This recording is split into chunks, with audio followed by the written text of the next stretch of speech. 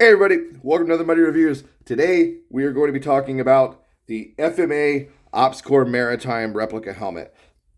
So this replica Opscore Maritime, I got this a few weeks ago, and as you can tell, she's all dressed up and ready to go out for be the belle of the ball. And I've had a chance to kind of play with it a little bit. Uh, First things first, when you get this helmet, you're going to notice it's shiny. Right now, she's not shiny. So the way I took care of that was I sprayed I took everything off the shell, sprayed the shell down with a matte primer, and then sprayed it again with a Krylon matte black paint. And now it's got a really nice finish. And it almost looks like an actual ballistic Kevlar helmet comparatively. That's my first real negative about this helmet, was how shiny and plasticky it looked. A lot of pictures online, it didn't look that way.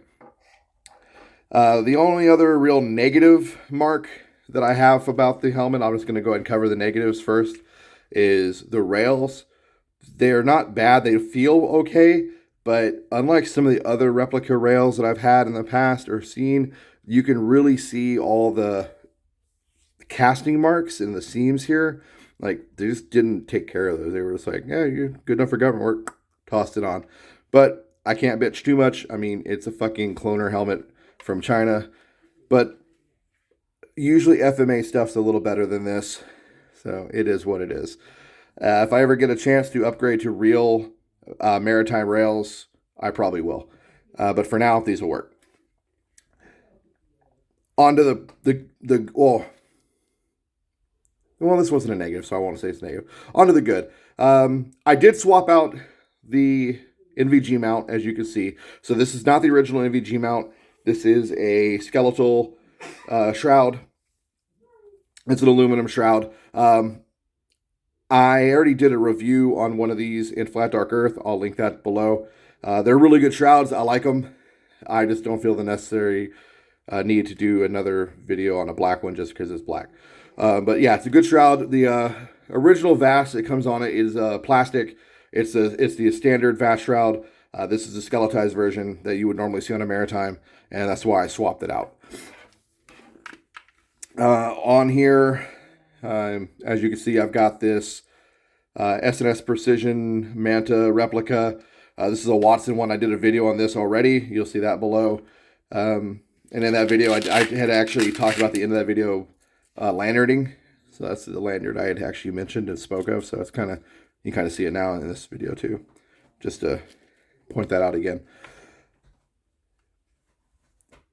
The quality is a lot better than I expected. So the shell itself is a thinner shell, but it's not the thinnest shell I've seen on a replica.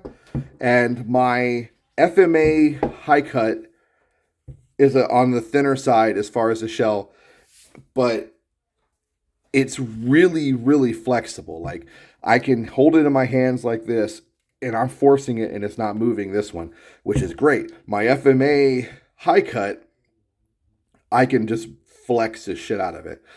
And that is a big plus up for this one.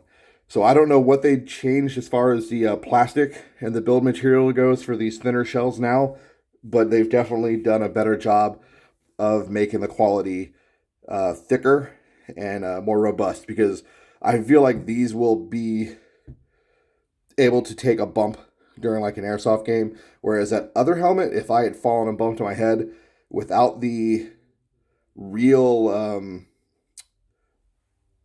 worm dial ops core pads I have in it now, I feel like if I fell and bumped my head, it would just flex and hurt me. So that's a huge plus with this helmet. The padding's not bad. It's your typical knockoff padding, but it's kind of, I mean, I don't know if you can really make this out, but it's got a good return to the foam. So it's kind of got a memory foamishness to it. So that's kind of cool. The octile itself's not too bad. It actually works. It actually adjusts. I've had other octiles in the past that were straight dog shit and wouldn't adjust for anything. I did a comparison video in the past where I compared real octiles and fake octiles, and that I'll link that below too. So if you want to take the time and check that out. I think it's a good comparison to see how the fake and real ones contrast. Comparatively to a real lock dial, this webbing's pretty good. And the internal leather here used for the chin cup is also pretty good. It's actually becoming closer and closer to what I've seen and feel on real OpsCore chin straps than the older variants that used to exist. The buckles all have headlock on them like a real OpsCore buckles would. And then the dial itself's got a nice plasticky rubber coating like a real lock dial would have with the little lightning bolts. On the front pad, you've got FMA stamping, and in the back pad, you've got FMA stamping as well, instead of the OpsCore logo.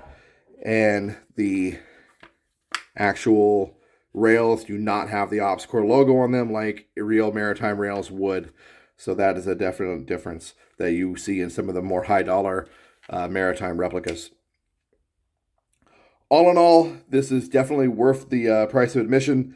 I will say, when I first got it, I kind of thought it was not a large Xtra-Large. It looked small to me, but according to my wife, that's because it's black, and apparently black is slimming.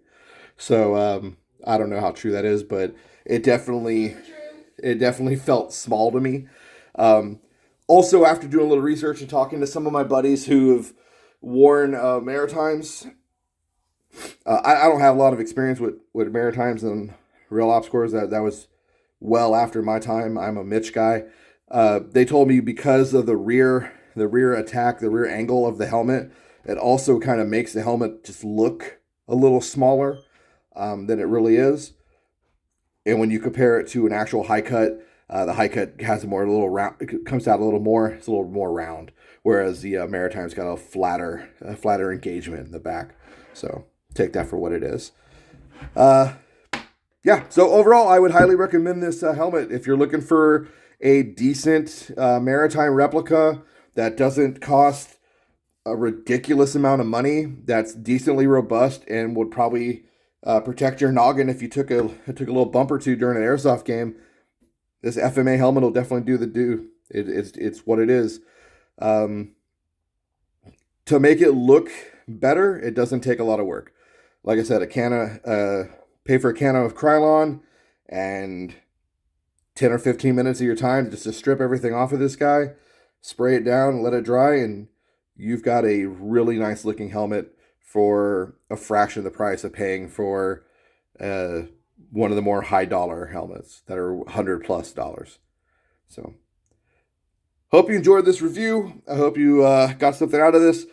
If you were considering one of these FMA Maritimes, I hope this convinced you to go ahead and grab one. If you want more information, hit me up in the comments below. I'd be more than happy to answer any other questions you might have about it. And that's all I got for you guys. So take care. See you in the next one.